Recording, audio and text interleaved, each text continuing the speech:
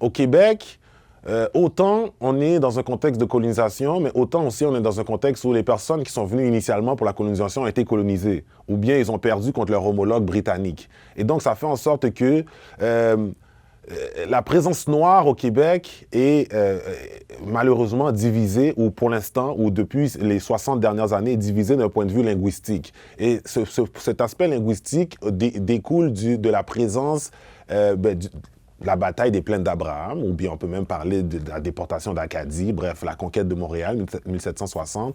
Mais donc, ça fait en sorte qu'il y a une hiérarchie sociale qui a été établie au Québec, qui n'existe nulle part ailleurs, ou du moins ce qui a déjà existé ailleurs, mais au Québec, ça reste le bastion canadien-français, ça reste le bastion français, le bastion franco-américain. Et donc, le Québec a une situation particulière où quand même, les personnes d'ascendance française au Québec ont été majoritaires en termes de nombre, elles ont été minoritaires en termes de contrôle.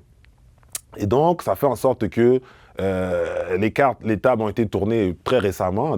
Les cartes ont été tournées à partir des années, je dirais, 60, mais ça découle depuis la dominance britannique des années 1760. Et je dirais même que, officiellement, la dominance britannique a été secondée par le clergé depuis 1774, l'acte de Québec. Maintenant, lorsqu'on parle de la présence des personnes afrodescendantes ici au Québec, autant sous le régime français que sous le régime britannique, les personnes noires ont été esclavagisées. Les personnes autochtones, bref, il y a eu l'esclavage, ça a existé. Je pense qu'au Québec, le mouvement souverainiste de l'époque, des années 40, 50, 60, ou plutôt des années 60, 70, se voyait comme un mouvement souverainiste global, c'est-à-dire un mouvement de décolonisation. Et lorsqu'on parle de la décolonisation des années 60, on parle de la décolonisation autant des Caraïbes, de l'Afrique, autant on parle à cette époque-là de la Palestine, donc on parle du FLQ qui est en lien avec le Black Panther Party, les mouvements en Algérie, les mouvements en Palestine, bref. Ça va loin. Frantz Fanon, Aimé Césaire, Claudia Jones, bref, les idéologies vont loin. Par contre, par exemple, j'aime prendre par exemple, lorsque Pierre Vallière écrit Nègre blanc d'Amérique en 1968, il décrit un contexte social.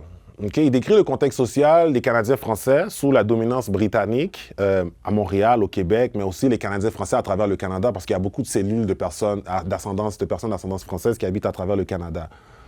Il décrit justement cet environnement qui est similaire à ce que lui perçoit comme les Afro-Américains qui se battent pour leurs droits au sud de la frontière, donc dans le sud des États-Unis, un petit peu partout dans les États du Sud. Maintenant, ce que ça fait en sorte qu'il y a des liens serrés qui sont tissés entre les cellules de décolonisation, de souveraineté ici et, par exemple, tout ce qui se passe avec les mouvements, comme on a parlé des Black Panthers, on a parlé de Stokely Carmichael, Angela Davis via Montréal, elle milite, etc. Il y a beaucoup de liens qui sont tissés. Ce que ça fait en même temps, autant c'est une réalité, autant aussi on est dans une forme de négation parce que le contexte d'un nègre blanc est c'est le classisme, en fait. Hein, c'est la classe sociale. Donc, c'est pas nécessairement le terme péjoratif nègre pour dire, OK, une personne noire, voici, et le rang social qui vient avec. C'est-à-dire, notre rang social fait en sorte qu'on se perçoit comme ces personnes avec la peau foncée. Et donc, ça fait en sorte que, à cette époque-là, quand même, il y a le Congrès des écrivains noirs, quand même, on parle des émeutes de Sir George ou Concordia aujourd'hui, on oublie ou on met de côté la réalité des personnes afrodescendantes ici même à Montréal. Et je pense que c'est une réalité qui revient souvent parce que dans cette réalité, on a souvent affaire à les personnes d'ascendance africaine, afrodescendantes, on doit souvent, on est pris entre, est-ce que vous me permettez les anglicismes? OK, on est pris dans ce qu'on a, le crossfire. On est pris dans le crossfire entre les idéologies souverainiste. Et quand je dis souverainiste, je pense même que la souveraineté des années 60-70 est complètement différente de ce qu'on voit aujourd'hui. C'est-à-dire aujourd'hui, on est dans une souveraineté qui est vraiment d'un point de vue conservateur, ou à l'époque, on est dans une souveraineté où est-ce qu'on veut s'émanciper. Aujourd'hui, la souveraineté est un peu plus refermée sur elle-même. Et on est pris dans ces idéologies parce que la plupart d'entre nous qui sommes afro-descendants ou qui vivons à Montréal ou au Québec, et quand je dis afro-descendants, les personnes qui arrivent directement du continent sont plus des personnes d'ascendance africaine. Nous sommes d'ascendance africaine aussi, les Caribéens, mais on est afro-descendants dans le sens où on arbore des noms occidentaux, où justement on vit dans un contexte où on est dans l'Occident sans être dans l'Occident. Et donc, ça fait en sorte que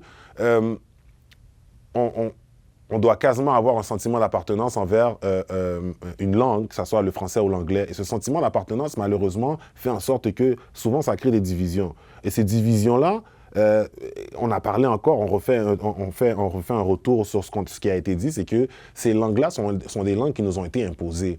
Et donc, souvent, on ne les parle pas parce qu'on a un sentiment d'appartenance, on les parle parce que, voilà, ça a été imposé et c'est ce qu'on connaît. Et donc, lorsqu'on met la lumière sur ces cellules des personnes noires qui ont existé ici dans les années 50, 60, les années 30, les années 40, les années 20, on comprend que ce sont des cellules activistes qui ont été mises sur pied pour aller au-delà justement de ces murs invisibles, au-delà de ces dogmes qui nous ont été imposés par la colonisation.